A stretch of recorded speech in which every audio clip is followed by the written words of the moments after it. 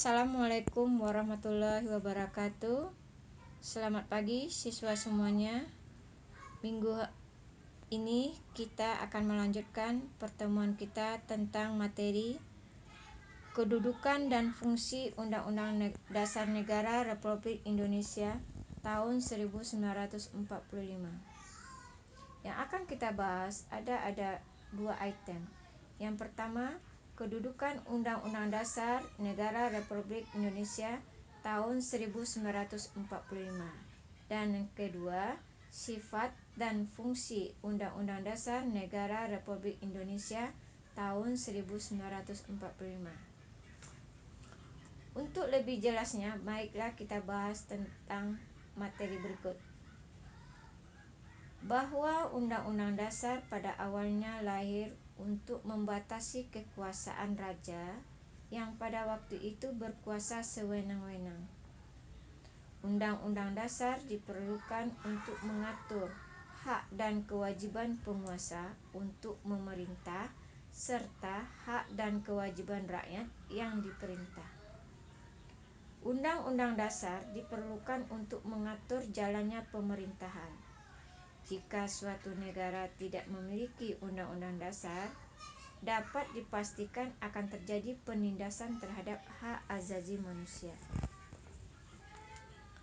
Menurut pendapat Brecht, seperti dikutip dalam artonang.blogspot.com, hal-hal yang menjadi alasan sehingga suatu negara memiliki Undang-Undang Dasar sebagai berikut. 1. Adanya kehendak para warga negara yang bersangkutan agar terjamin hak-haknya dan bertujuan untuk mengatasi tindakan-tindakan para penguasa negara tersebut. 2. Adanya kehendak dari penguasa negara dan atau rakyatnya untuk menjamin agar terdapat pola atau sistem tertentu atas pemerintah negaranya.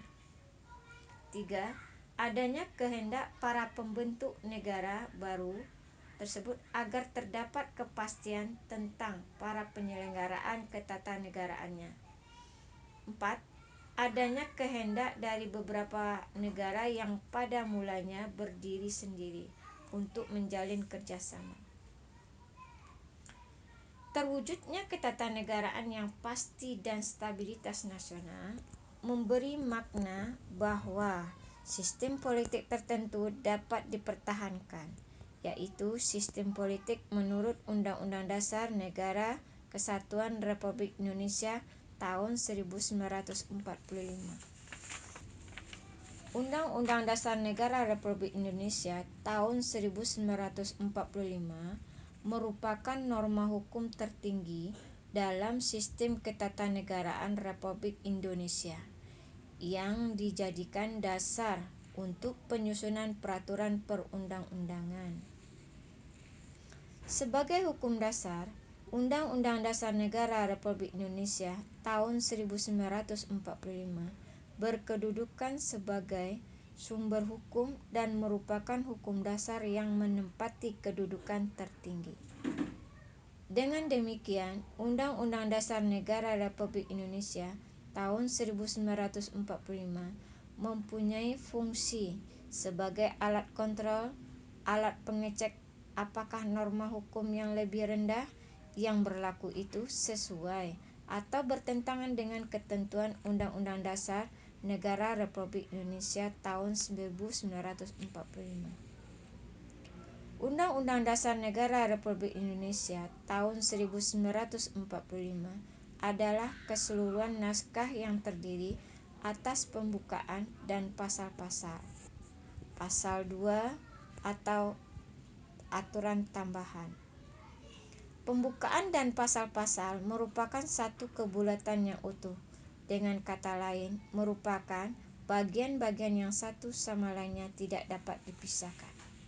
Maka untuk lebih jelasnya, kalian baca buku paket halaman 36 sampai dengan 40 dan buku LKS-nya halaman 26 sampai dengan 28.